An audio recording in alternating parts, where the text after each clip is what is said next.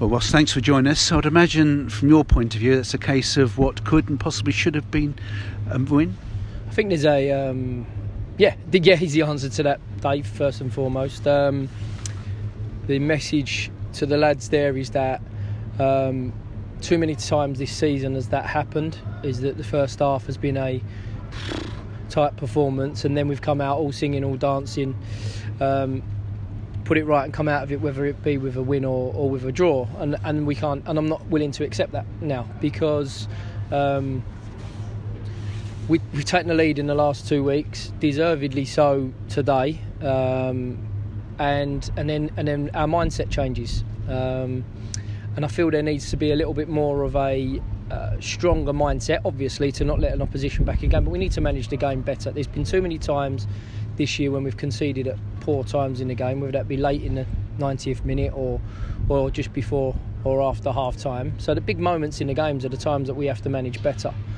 We've given ourselves a great opportunity to build today, and then for me, we didn't have a focus on what was right and what was the key points in terms of giving ourselves that momentum and a little bit of a breathing space to build on the fact that we'd gone 1-0 up. After the first corner, the players looked as if they were blaming each other.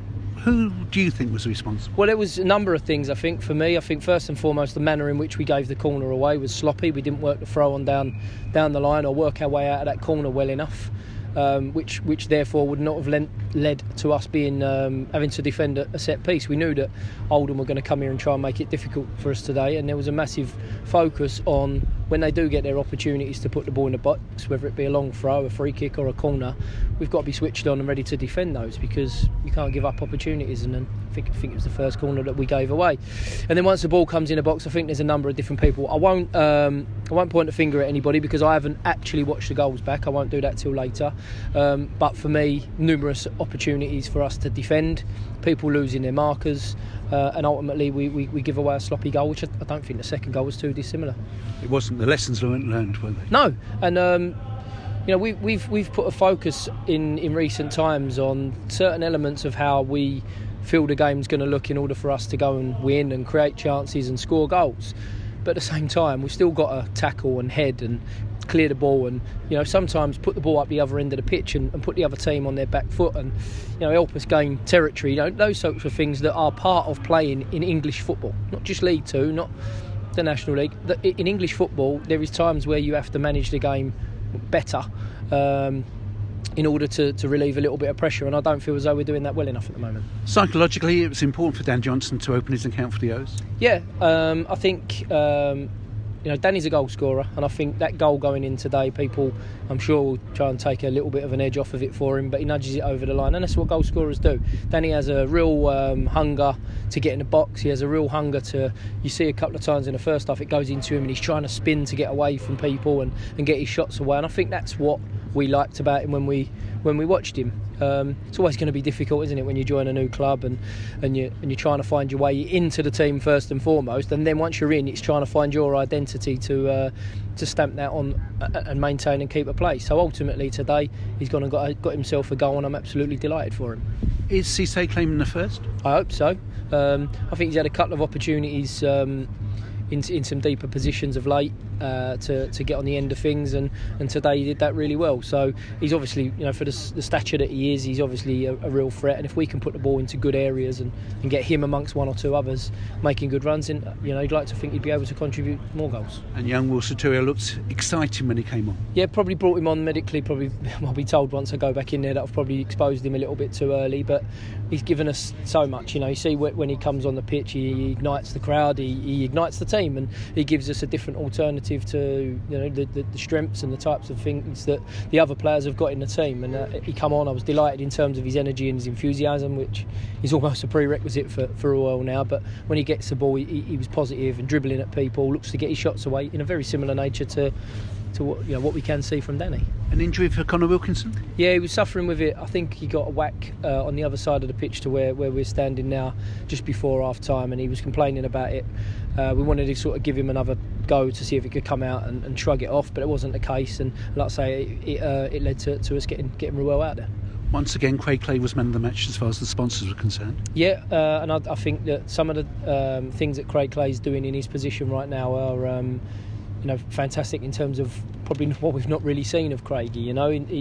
He's made some really good runs forward. He works really, really well on that side of the pitch that he's been playing, and I think there's a good partnership been built in terms of the way that he works with Jordan, the way that he works with Broth on that side of the pitch. So I've been delighted with him, I've been delighted for him, and I think that he's in recent weeks he's shown that form that he showed on a lot more occasions last year, but for me in a different manner. 6 unbeaten now at home, and when you look towards next season, that is so important. Yeah, I mean, Dave, you and I have discussed it, haven't you? I mean, don't get me, first and foremost, I'm disappointed that we didn't build on going 1-0 up today. But ultimately, as disappointed as I am, and a disappointment that I've left and expressed to the boys in there at the way that we gave up a lead today in the first half, if we're going to take some positives out of it, we've come away from the game with a point. And for me, a deserved point, and albeit we probably never tested their goal as well as as much as we wanted to do in the second half, it was definitely a more of a positive performance in the second than it was in the first. When we've had conversations earlier in the season, we've talked about our poor home form, we've talked about our lack of results here, and ultimately we've started to improve that. Of course, we want to win more games than we have done today. I feel we should have come away from the game with 3 points, but ultimately we've shown a resilience to get back in the game and a strength of character to come back from a poor period in a game. And that's come despite a number of injuries, but those players are getting back to close to fitness? Yeah, it's a little bit surreal at the moment because we went from training on Wednesday with sort of 18, 19 players to training yesterday with 22 or 23, one of which was Joby McAnuff, which I think for everybody is a delight to see him back out there because first and foremost he's worked his socks off in order to do that. So now it's really important that we keep chipping away at him to see if he can continue to come through the sessions that he's doing and build and become closer to the team. I'm probably waiting for that knock on the door from Joby to ask me why he's not in the team in the next coming weeks, but I think that's a positive situation to find ourselves in. Louis Dennis was in the 19-20 man squad today, albeit not on the bench, but I think that shows another positive that he's out there warming up. Sam Ling's trained as well again this week for a couple of days, and he's in a very similar situation to Joby. We've just got to keep chipping away to see how quickly we can get him back out there. Just before kick-off you'd have seen Marv Turles and it was Lingy, but Marv and Turles out there, and we Turles is going to be a little bit longer because of the operation, and Marv's is one that we're sort of assessing every day because it's bruising to his shins more than the bones in his shins more than anything else, and we have to just let that settle, so there's not really a time scale you can put that on. I know you are building to next season. There's a lot of players whose contract will be up soon. When you will be making decisions? Making decisions all the time, Dave, I think, because ultimately we want to get better, and some of that will be get better by getting those boys on new contracts and knowing that they're gonna help us build for next year. Unfortunately, some of that will be that some people are not offered new deals, and we have to look to other areas or other people in order to try and help us improve. I think that's the reality of football, and we have to show that strength of character to make those decisions. So we've already started our processes in terms of planning for next year and how that's going to start to look. Obviously we haven't got the names and faces exactly nailed down there, but the work is already being put in to make sure that we're fully prepared to do that job the best we can. And finally for me, Ross, over 5,000 at the Breyer Group Stadium. When you look at the league position, the attendances are remarkable, aren't they? Yeah, they're magnificent, Dave, and I think someone said to me in the week, it's really strange, isn't it, that obviously the way that the at times the attendance can drop when it's a Tuesday night game, and obviously the circumstances of where we are and people's commitments to get into the games, but the Saturday games are incredibly well attended. I felt that we were disappointed in the first half, so we never gave anybody a real chance to get going, but I felt that the crowd really bounced with us once the boys come out and showed a bit of a different intent. Like I said to you, now I started, and it's probably how I finish unless you've got more questions, is I'm not going to be acceptant of that though. I'm not going to accept that it's another good second half performance after having to claw back a sloppy, poor first half. We need to get better.